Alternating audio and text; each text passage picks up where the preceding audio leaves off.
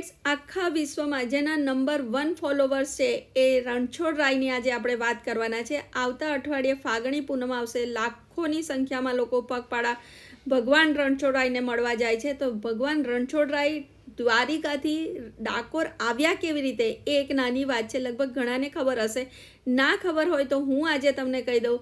ડાકોરના વિજયરાજ બોડાણા, જે બોડાણાના નામથી ઓળખાયા, એ ભગવાન દ્વારકાધીશના અનન્ય ભક્ત હતા અને એક દિવસ પગપાળા પ્રવાસમાં એ ત્યાં દ્વારિકા ગયા. દ્વારકામાં ભગવાનને મળી અને એમણે નિયમ કર્યો કે હું દર 6 માસે તુલસીજી લઈ અને હું ભગવાન તમને મળવા આવીશ. એમ કરતાં કરતાં 70 વર્ષ સુધી બોડાણા દર 6 માસે દ્વારકાધીશને મળવા જવા લાગ્યા. હવે તેમની ઉંમર થઈ ગઈ, તેમનાથી ચલાતું નહોતું. એમણે ભગવાનને કીધું, ભગવાન આ છેલ્લી વખત છે, હવે મને માફ કરજો, મારાથી હવે ચલાતું નથી, હું દ્વારિકા નહીં આવી શકું. ભગવાને કીધું કે તું ચિંતા ના કર, તું મારો પરમ ભક્ત છે ને, અત્યાર સુધી તું મને મળવા આવતો હતો, હવે હું તારી સાથે આવું છું, હવે હું ડાકોરમાં જ તારી સાથે રહીશ.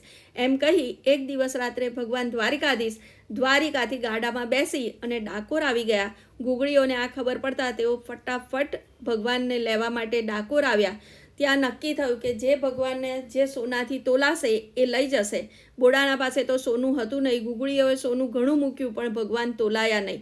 પણ ગંગાબાઈ જે બોડાણાના પત્ની હતા, એમણે એક નથ મૂકી અને તુલસી પત્ર મૂકતા જ ભગવાન તોલાઈ ગયા અને ત્યાર પછી ભગવાન ડાકોરમાં જ રહ્યા. ભગવાન ઘણો વખત ગંગાબાઈ અને બોડાણાના ઘરે જ રહ્યા. ત્યાર પછી વડોદરાના ગાયકવાડ રાજાના શ્રોફ હતા ગોપાલરાવ, તેમને સપનું આવતા તેમણે આ મંદિર 1772માં બંધાવ્યું. ત્યાર પછી રણછોડરાય આપણા ડાકોરમાં આ જ મંદિરમાં બિરાજમાન છે.